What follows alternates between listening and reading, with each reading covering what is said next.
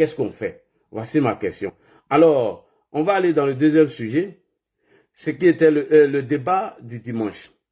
Tout le monde a vu notre Kokora qui a été percutant lors du premier thème où M. Ba, le professeur Ba, a voulu faire croire que le président Alassane Ouattara était parti chez Macron, aller se soumettre à Emmanuel Macron. Il a été rapidement recadré par M. Atubanga, que nous allons écouter tout à l'heure. Mais avant d'arriver à cela, il y a un sous-traitant du PPACI qu'on appelle Franck Dedi, que j'ai partagé sa photo sur mon mur. Franck Dedi dit que lorsque le président de l'Assemblée nationale, M. Adama Bitogo, s'est rendu en France, et quand il a eu sa conférence, son interview sur France 24, et que ce dernier aurait annoncé une candidature dont nous, les militants, on s'est acharnés contre le président de l'Assemblée nationale, M. Adama Bitogo. Mais Franck Dedi, pourquoi vous avez menti comme ça? Montre une vidéo d'un activiste ou d'un cadre du RHDP qui s'est acharné sur Adama Bitogo. Faut présenter une vidéo. En fait, l'opposition est dans la manipulation. Rappelez-vous, lors des pré-congrès, lorsque on était au pré-congrès, et le président de l'organisation du congrès, M. Patrick Kachi, avait appelé le nom du ministre de la Défense, M. Téné Brahima, et la foule s'est levée. Et M. Patrick Kachi a dit, ah mais vous êtes aimés, hein, mais ça va créer des jaloux. Ils ont partagé des fake news et nos militants ont partagé. Ils ont fait croire que c'est Téné Brahima, le ministre de la Défense, qui était le candidat du RHDP. Nous n'avons pas partagé ces fake news.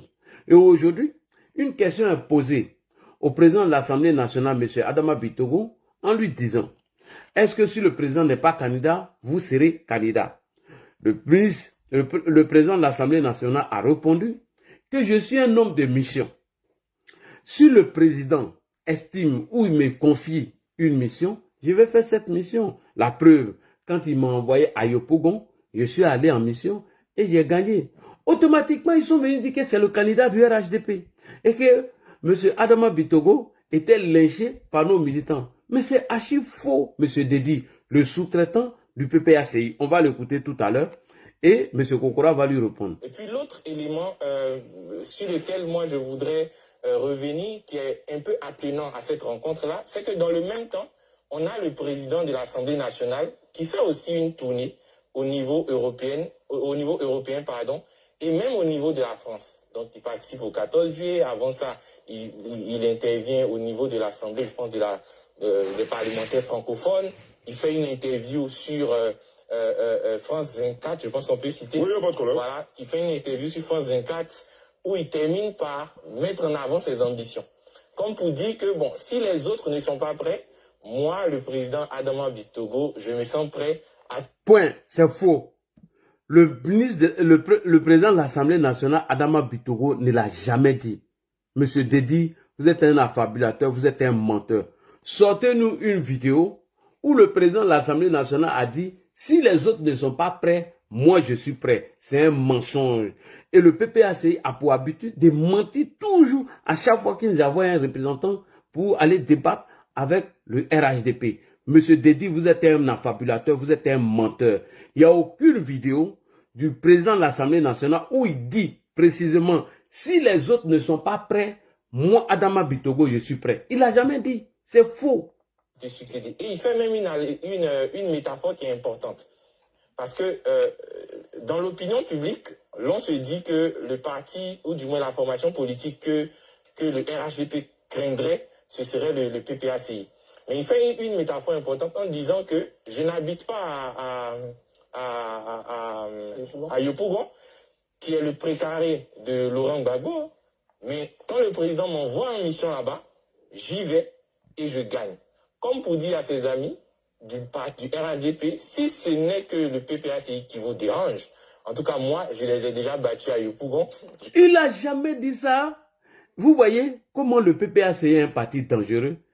Comme quoi Bitogo disait à ses amis, si c'est le PPACI qui vous dérange, moi je les ai déjà battus. Est-ce que tu peux sortir les propos du président de l'Assemblée nationale de son contexte? Monsieur Dedi, le sous-traitant du PPACI, vous êtes un affabulateur, vous êtes un menteur. On continue. Je peux les battre à l'échelle de la Côte d'Ivoire. Donc il se positionne. Je pense qu'après, bon, comme d'habitude, hein, comme on le voit même dans d'autres parties, après sa sortie sur France 24, il a été vilipendé un peu de toutes parts. Bon, après... Il a été vilipendé par qui? Chers frères et sœurs, vous voyez comment le PPACI est en train de mentir. Comme eux, ils ont vilipendé M. Awa Dombelo, qui a écrit une lettre à M. Laurent Gbagbo, et cette lettre a été découpée en 3, d'après Titi Ira, et ils ont voulu faire passer le monsieur pour un menteur, et ce monsieur a été lynché sur les réseaux sociaux par les pro-Gbagbo. Ce Franck Dédi, Stéphane, vient mentir que lorsque le président de l'Assemblée nationale, Adama Bitogo, a fini son interview sur France 24, où il a dit que je suis un homme de mission, si le président m'envoie en mission, je vais l'accomplir.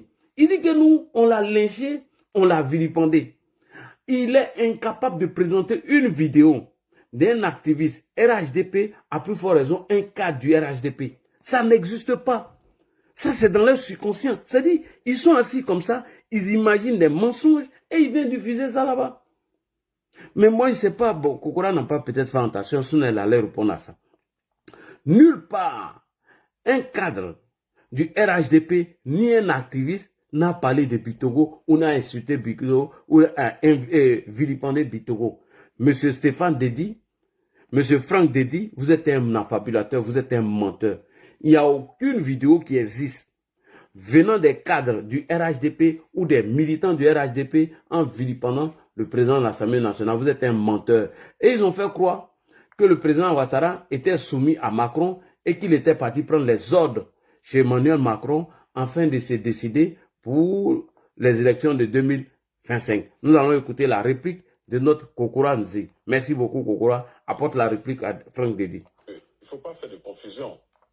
Celui qui porte la parole donc de la diplomatie et qui conduit la politique diplomatique, c'est le ministre des Affaires étrangères. Effectivement. Un député, c'est comme ici en Côte d'Ivoire. Si M. Assalé Tiboko prend... C'est comme, ils ont dit que les eurodéputés ont fait des communiqués ou des conférences en demandant de respecter le calendrier électoral ou de réinscrire des opposants sur la liste électorale. Alors qu'un député est libre de commenter l'actualité, il ne représente pas tout le peuple de la France. Non, il ne représente pas la France entière. La personne qui est la voix officielle, c'est le ministre des Affaires étrangères. Alors, Kokora a bien fait de répondre à cette question parce qu'ils étaient en train de manipuler sur la sortie du président ou la rencontre du président avec Emmanuel Macron. Vas-y, Kokora. Position par rapport à une question, mais ça ne veut pas dire que c'est la position de la Côte d'Ivoire. Voilà. Et on sait que dans les groupes parlementaires ou dans les assemblées, il y a plusieurs tendances. Donc, ce que nous regardons, c'est la parole officielle donc, de l'État français, puisque nous parlons de l'État français. Donc, le ministre des Affaires étrangères ne peut pas être en contradiction totale avec le président français, qui a donné une position qui est claire. Malheureusement, il ne peut pas l'entendre. Parce qu'en réalité, ça ne leur plaît pas. Ce n'est pas un discours qu'ils attendent. Ils attendent autre chose. Que demain, Macron dise, tel doit être sur la liste électorale, le président Ouattara, voilà ce que vous devez faire. Donc, ils attendent une solution de la part de Macron, sauf que ce sont des illusions. Rien ne peut être changé dans notre pays par quiconque à l'extérieur de notre pays. Merci. Et il faut qu'ils intègrent ça dans leur... Effectivement. Première chose, je trouve que c'est contradictoire où l'opposition donc doit pouvoir s'accorder sur une chose. Parce que j'ai entendu le frère Franck Dédi qui dit que le parti que le RHDP craindrait le plus, c'est le PPACI. Bon, qui a malheureusement 2 mairies. Et là encore où il y a un problème, parce qu'ils doivent s'accorder avec Thiam qui dit qu'il a fait des sondages et il bat tout le monde. Voilà, merci beaucoup. Bon, un parti qui a 2 mairies. Et puis, Franck, comment on appelle, Titi, comment on appelle, Tidiane Thiam dit que lui, il a fait un sondage qu'il est majoritaire. Bon, en vous de la qui ment? Vas-y, Kokora. Merci beaucoup. Très bonne question, Kokora. Mais je crois qu'il n'est pas du PPAC, il est du PDC. Malheureusement, 2 mairies. Et là encore où il y a un problème, parce qu'ils doivent s'accorder avec Thiam qui dit qu'il a fait des sondages et il bat tout le monde. Mais je crois qu'il n'est pas du PPAC, il est du PDC. Donc vous voyez que ces gens-là sont totalement contradictoires. Donc un parti comme le PPAC qui a 2 mairies, donc il n'arrive pas à mobiliser, elle ne peut pas, le RAD ne peut pas craindre un parti politique en Côte d'Ivoire. Maintenant, revenant sur la candidature du président Ouattara, qui n'aurait pas formé des gens, mais à un moment donné, il faut arrêter d'insulter l'intelligence des militants du RHDP. Sur la base de quoi vous avez choisi Laurent Gbagbo comme votre candidat. Question. C'est parce que les militants l'ont voulu. C'est leur décision. Est-ce à dire qu'au sein du PPACI, par exemple, il n'y a pas de cadre que Laurent Gbagbo aurait formé qui pourrait le remplacer, alors que lui-même, il n'est même pas dans la posture d'être candidat parce qu'il est inéligible. Mais même étant inéligible, ils sont en train de collecter les parrainages pour lui. Et vous l'avez dit, aujourd'hui, ils sont sur le terrain en train de collecter les parrainages. Voilà pourquoi ils ne sont pas venus au débat, mais je crois que ça, c'est même un prétexte. On va en parler après. C'est une fuite en avant parce que le PPACI, voilà, le PPACI ne peut pas être à 2 ou à 3 cadres près. Ils doivent avoir un personnel politique qui répond aux rendez-vous importants tels qu'une telle émission qui doit parler d'eux. Mais je comprends la posture. Donc j'ai dit, si vous avez eu le courage de choisir Laurent Gbagbo qui n'est pas éligible, ben vous ne pouvez pas reprocher au RHDP qui a choisi son candidat de façon unanime. Les militants à la base, on les a interrogés. Ils disent à Alassane Ouattara qu'ils veulent. Mais vous voulez qu'on change cette dynamique, pourquoi? Au nom de quoi? Pour vous faire plaisir? Non, on ne va pas vous faire plaisir parce que vous attendez autre chose. Si on sait que vous avez peur d'Alassane Ouattara, vous avez eu toujours peur de lui. Depuis qu'il est rentré en politique, vous avez tout mis en place pour lui créer des problèmes. Mais malheureusement, contre toute attente, aujourd'hui, le président de la République de Côte d'Ivoire. Et donc, je finis pour dire, nous avons choisi notre candidat, c'est Alassane Ouattara. Nous avons plusieurs cadres dans le parti, mais malheureusement, peut-être pour eux, les militants, de façon démocratique, ont décidé qu'Alassane Ouattara soit leur candidat. Donc, vraiment, je ne vois pas où se trouve le problème. Et ce n'est pas Macron qui va choisir notre candidat. Mais ça, il faut que les gens le comprennent. Effectivement. Et en ce qui concerne sa candidature, c'est le Conseil constitutionnel qui est le seul organe habilité donc, à trancher cette question. Il a tranché en 2020.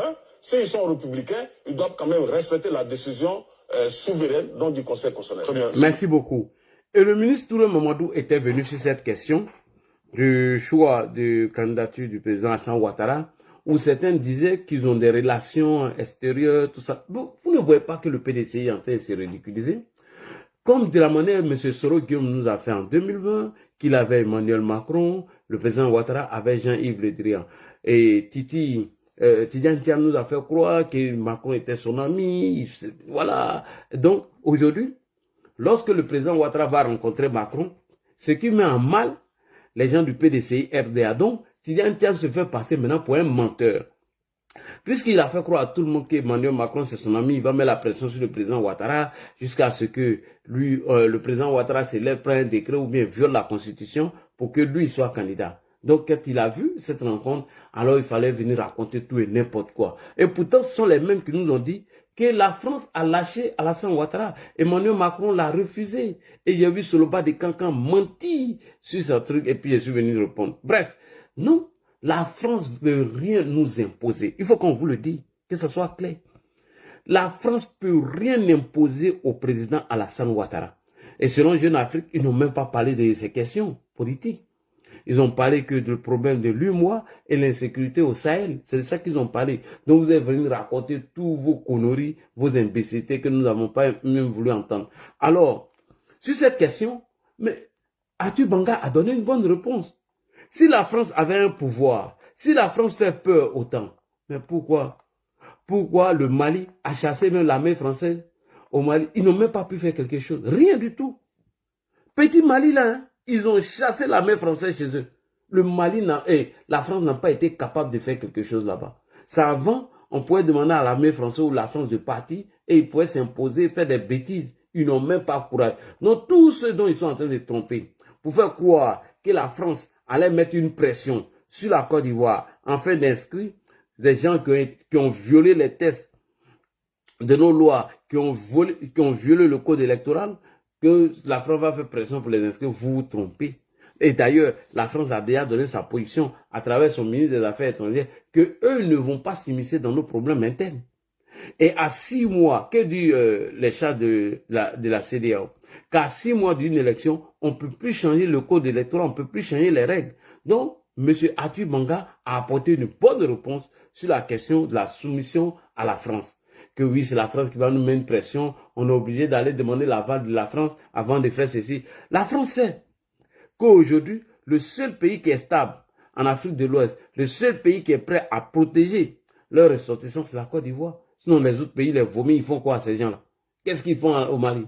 Les Maliens ne vivent pas? Ils vivent, non? Pourtant, ils ont chassé la France chez eux. On écoute ici M. Atou Banga. Merci. Déjà, j'ai quand même le privilège d'être historien.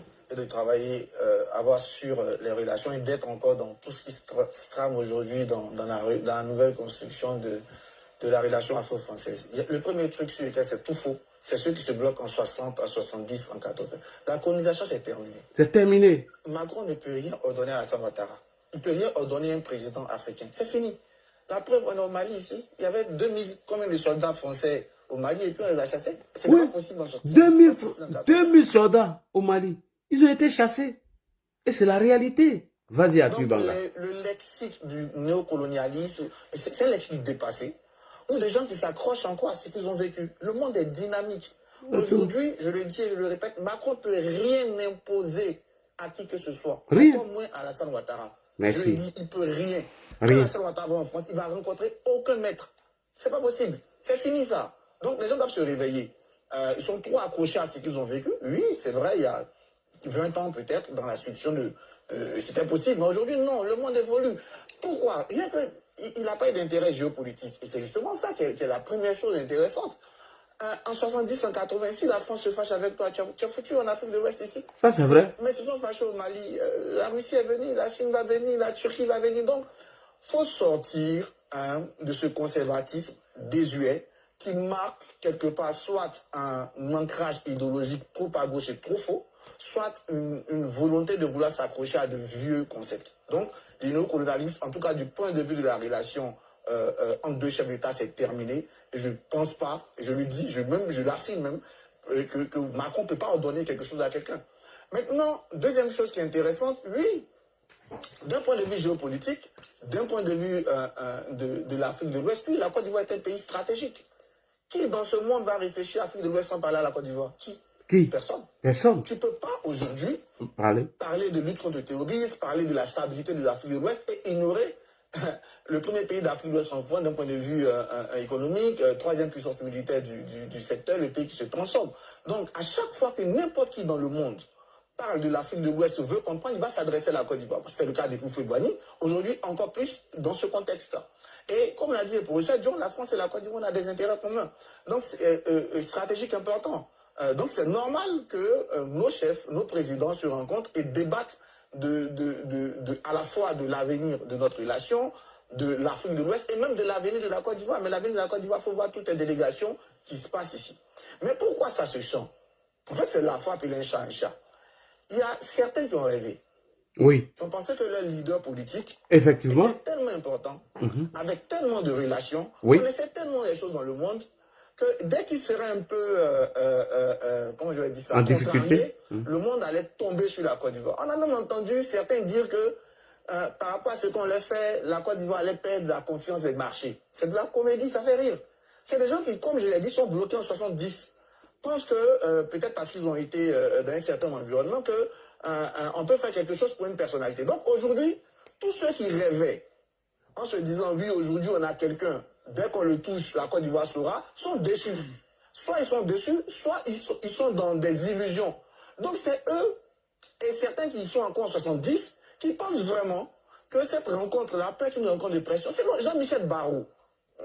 On ne sait peut-être pas ce qu'ils se sont dit officieusement, mais la diplomatie française s'est clairement prononcée sur le processus ivoirien. C'est tout. Le ministre des Affaires étrangères de la France, qui incarne la diplomatie française, a dit clairement qu'il respecte la souveraineté de la Côte d'Ivoire et que toutes ces questions politiques doivent être réglées dans le cadre des institutions ivoiriennes. Ceux qui n'ont pas entendu ou qui pensent encore que les leaders peuvent faire changer les choses, peuvent continuer de rêver, mais ils seront mariés. C'est-à-dire qu'ils seront déçus et ils vont pleurer parce que malheureusement, le monde est dynamique et les réflexes des années 60, les réflexes des années 70 sont terminés. Très bien. Merci beaucoup. Parce que vous me demandez. Mais vous ne donnez pas tout ce qu'ils vous le demandent.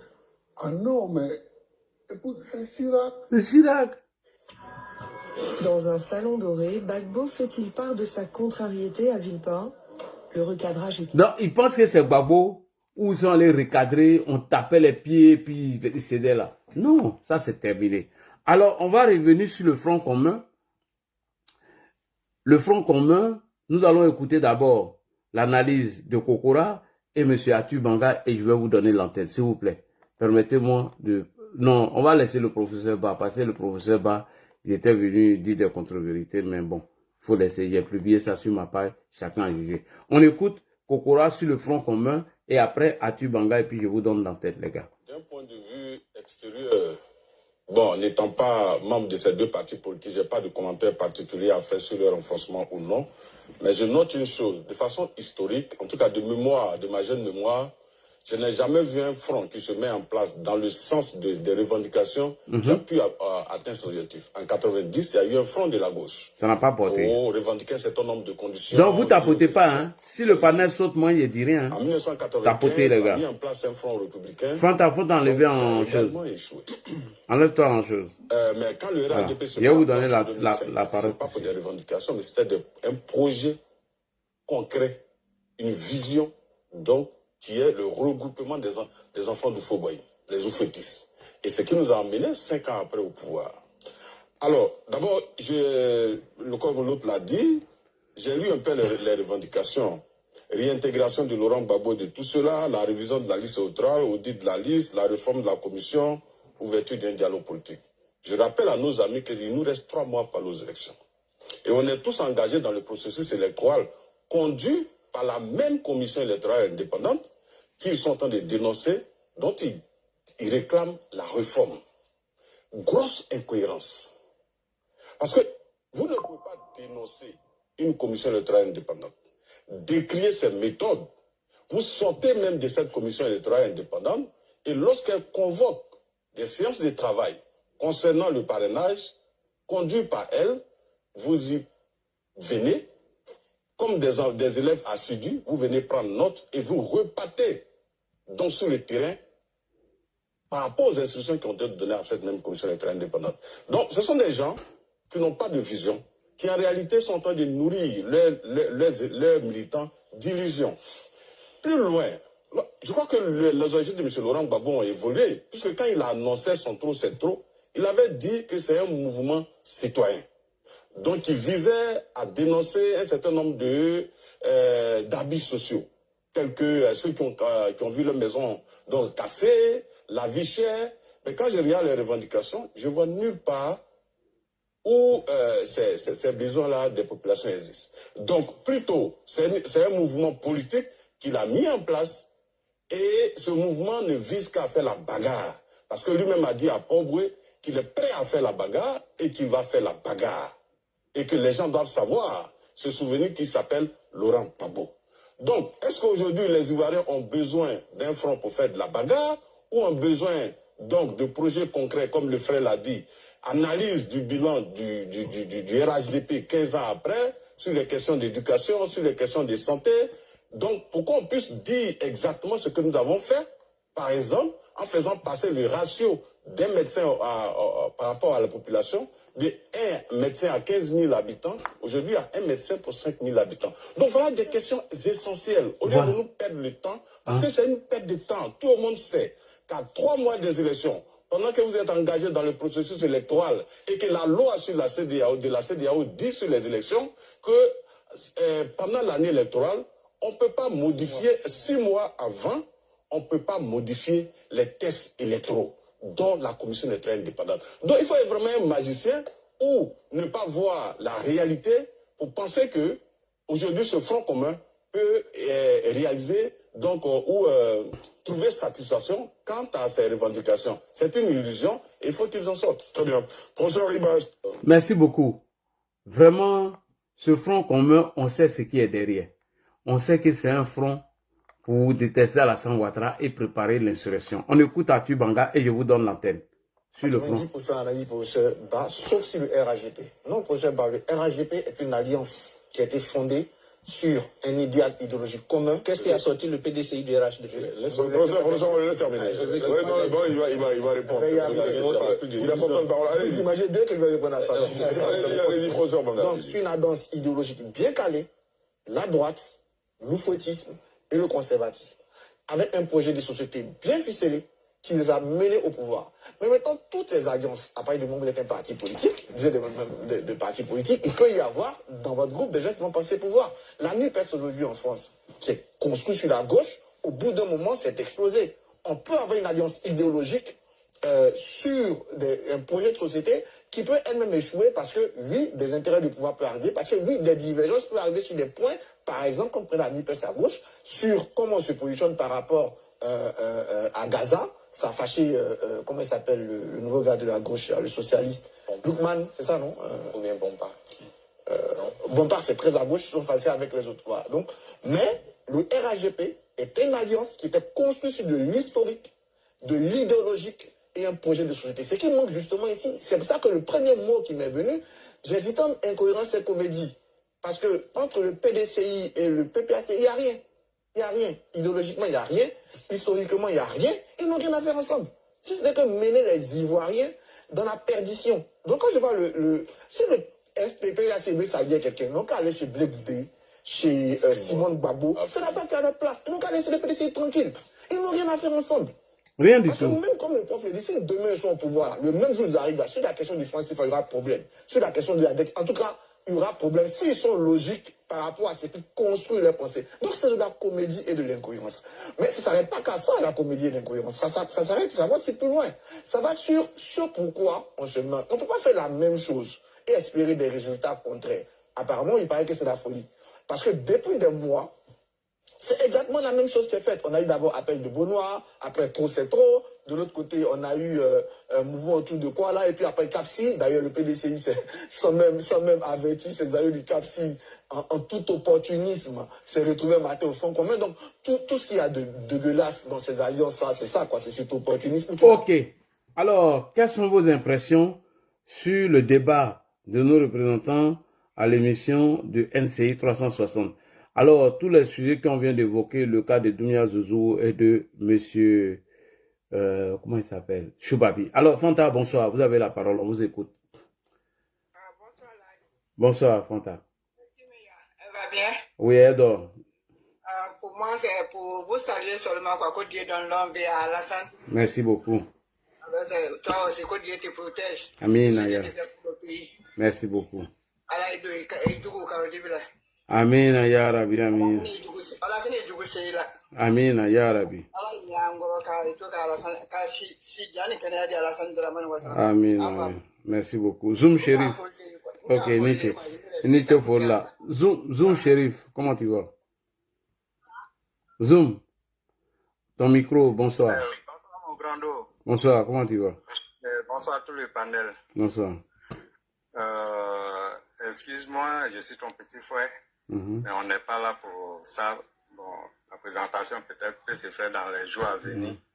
Mais je te suis beaucoup sur tes panels et force à vous. Comme je suis tombé sur ton panel ce soir-là, et ça a trouvé que j'ai quelque chose sous la main à partager sur ton panel pour que, par ton canal, je sais que c'est un canal qui est très fort, qui relaie les faits vrais et réels. Et j'aimerais que vous relayez rapidement cette vidéo d'un idiot insulteur du président de la République qui se trouve actuellement en Côte d'Ivoire. Et si vous me permettez quelques minutes, je peux revenir sur ça pour que vous preniez connaissance du dossier. Qui ça? Si c'est pour ça. J'arrive. Non, mais vous n'allez pas jouer une vidéo ici que je n'ai pas connaissance. Envoyez-moi ça sur mon WhatsApp parce que... Okay, moi, j'ai vu ça sur la page de IG, le Patriote 225. Bon, il faut m'envoyer ça sur WhatsApp. Non, celui qui a insulté le président, je crois qu'il est recherché. Bon, je n'ai pas ton WhatsApp. Bon, si tu m'écris ici, je vais te donner mon WhatsApp. Okay, je vous fais écouter le... Non, je ne veux pas écouter quelque chose que je ne peux pas mettre de visage dessus. Ok, sinon j'ai la vidéo... Je n'ai pas dit non, j'ai dit je ne peux pas écouter quelque chose que je ne peux pas mettre visage dessus. Ok, il n'y a pas de souci, c'est compris. Okay, si je peux mettre un visage, voilà. Ok, c'est cet insulteur-là qui fait que non, vraiment, ça me fait tellement mal au cœur ce soir-là que non, j'ai voulu vraiment que l'information soit vite relayée afin qu'on mette la main sur lui.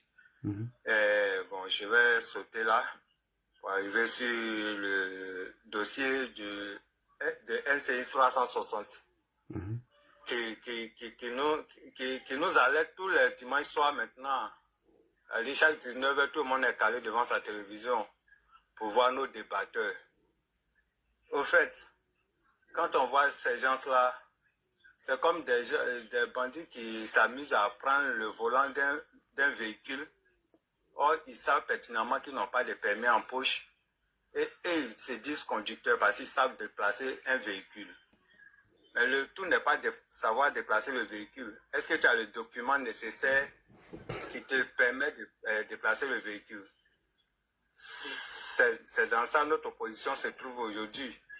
Ça veut dire qu'ils sont là pour... Je ne sais pas s'il faut dire que non. Ils sont là pour montrer aux gens que non, eux, ils peuvent faire. Alors que quand tu leur donnes pour un petit moment, ils vont aller faire un accident avec.